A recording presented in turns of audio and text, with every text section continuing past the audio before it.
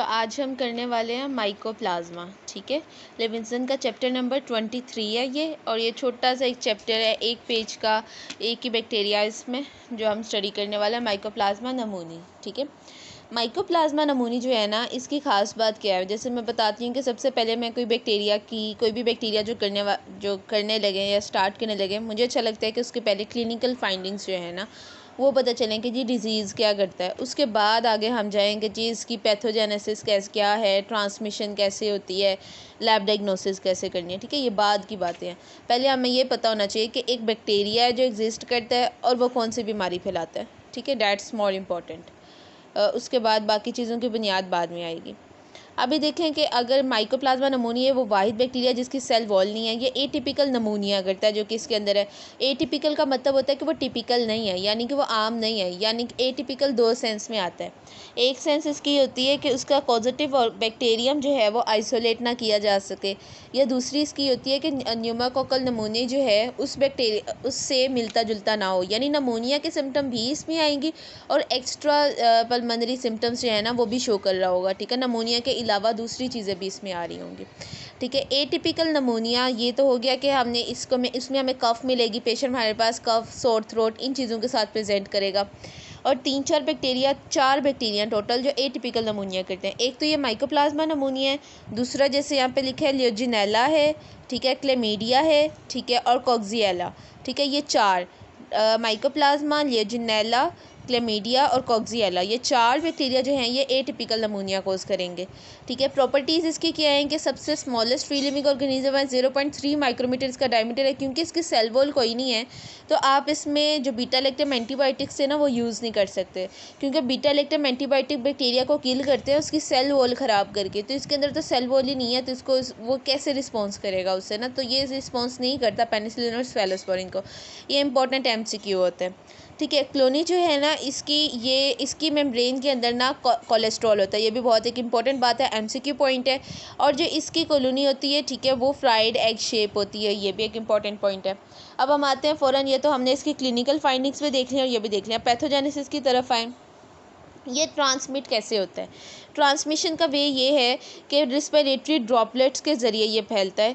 ठीक है, जैसे हमने जितने भी नमूनिया या पहले भी देखे हैं वो रिस्पिरेटरी ड्रॉपलेट्स के थ्रू ही फैले होते हैं। क्लोज कॉन्टैक्ट जहाँ पे ज़्यादा एक जगह पे रहते हैं, या मिलिट्री पर्सनल हैं, या जो फैमिलीज़ हैं, पुअर फैमिलीज़, एक जगह पे ज़्यादा सारे लोग रहते हैं वहाँ पे, और क्लोज कॉन्टैक्ट हो गया है तो उस केस में ट्रांसमिशन के चांसेस ज़्यादा हैं।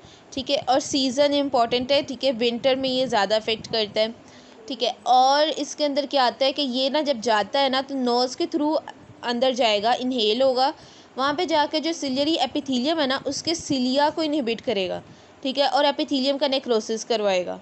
सही, इन्फ्लेमेशन करवाता है, उसका मैकेनिज्म नॉन नहीं है। ठीक है, दूसरी चीज़ एक तो ये होगी कि सिलिया को जाके इसने इनहिबिट किया, ठीक है, और सिलियरी एपिथेलियम का नेक्रोसिस करवाया। दूसरा ये कि हाइड्रोजन पेरोक्साइड ये बनाता है, उस हाइड्रोजन पेरोक्साइड से रिस्पिरेटरी ट्रैक्ट के सेल को डैमेज करता है। तो दो चीज़ें आपने देख ली पैथोजेनेसिस में।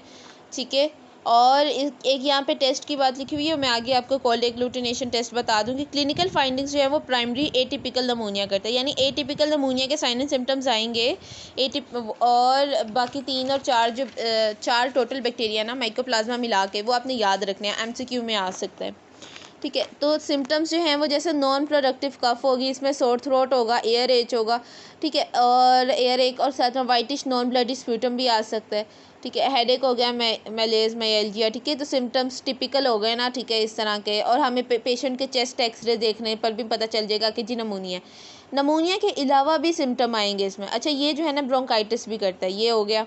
ठीक है, नमूनिया के अलावा जो इसमें सिम्टम आएंगे ना, क्योंकि ये एटिपिकल नमूनिया खाली नमूनिया नहीं करता। ठीक है, जैसे हमारे पास न्यूमोकोकल नमूनिया करता है, तो इसमें इसके अलावा क्या सिम्टम्स आएंगे? स्टीवन जॉनसन सिंड्रोम, ठीक है, इरेदमा, म्यूकोसाइटिस, रेनॉल्ड्स फिनोमेना। ठीक है, रेनॉल्ड्स फिनोमेना जिसमें फिंगर्स की तरफ जो ब्लड की सप्लाई है वो कम हो जाती है। ठीक है, आर्थरेल्जिया हो सकता है, हेमोलिटिक एनीमिया हो सकता है, गुलेन बार सिंड्रोम हो सकता है, नर्वस सिस्टम की डिजीज़ है। अब ये 4-5 मतलब एक्स्ट्रा पल्मोनरी डिजीज़ के थोड़े से आपने याद रख लेने हैं, और कुछ जो बाकी की सिम्टम्स है ना वो नमूनिया वाली होंगी। तो आप क्लिनिकल सिनेरियो से पहचान जाओगे कि माइकोप्लाज्मा नमूनिया। लेबोरेटरी डायग्नोसिस इसका ना बहुत टिपिकल है। अच्छा, एक तो चीज़ आपने चेस्ट एक्सरे करना है तो उसमें आपको नमूनिया दिखेगा ना, लेकिन नमूनिया तो बहुत सी चीज़ें कोज करती हैं ना। जैसे 4 मैंने बैक्टीरिया आपको बताया, क्लेमीडिया, ठीक है, रिकेट्सिया, ठीक है, सॉरी रिकेट्सिया नहीं करता, क्लेमीडिया, कॉक्सिएला, लियोजिनेला और माइकोप्लाज्मा, ये एटिपिकल करते हैं। न्यूमोकोकल नमूनिया भी करता है। तो अब जो है और भी बैक्टीरिया हैं जो करते हैं, जैसे हमने पहले ग्राम पॉजिटिव में पढ़े थे, ठीक है। तो अब इसकी एक तो मतलब इसके 1 वीक ये लेता है, इसकी कॉलोनी इसकी कॉलोनीज़ जो हैं वो थोड़ा स्लो ग्रोइंग होता है। ये कोल्ड एग्लूटिनेशन टेस्ट जो है ना वो हम कर सकते हैं। उसमें क्या करते हैं कि हम सैंपल लेते हैं और ब्लड को ना ओवरनाइट जो है ना वो रहने देते हैं, और साथ में हम देखते हैं कि एक ओवरनाइट हम उसको एक कोल्ड टेम्परेचर में रखते हैं, और फिर हम देखते हैं कि वो ब्लड कितनी देर में कोएगुलेशन उसमें हो जाएगी। तो ये होता है कोल्ड कोएगुलेशन, ठीक है, कोल्ड एग्लूटिनेशन टेस्ट, वो इसमें पॉजिटिव आता है। एलाइजा टेस्ट परफॉर्म करते हैं। ट्रीटमेंट जो है उसमें मैक्रोलाइड दे सकते हैं, ठीक है, फ्लोरोक्विनालोन दे सकते हैं, ठीक है, वही antibiotics treatment is important in pharmacology. और प्रिवेंशन में ऐसे कोई वैक्सीनेशन इसकी है नहीं।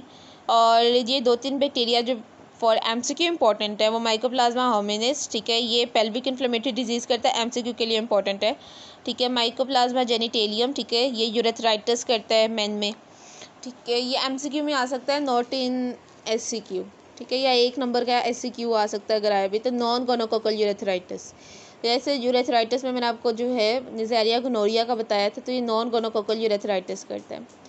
अच्छा, यूरियोप्लाज्मा जो है इसका ये इसलिए इंपॉर्टेंट है क्योंकि ये यूरिएज पॉजिटिव है, तो बाकियों से डिफरेंट होता है ये, ठीक है, अमोनिया और कार्बन डाइऑक्साइड पर यूज़ करता है। सो ये था। नेक्स्ट में हम अगला बैक्टीरिया कवर करेंगे। तब तक के लिए अल्लाह हाफ़िज़।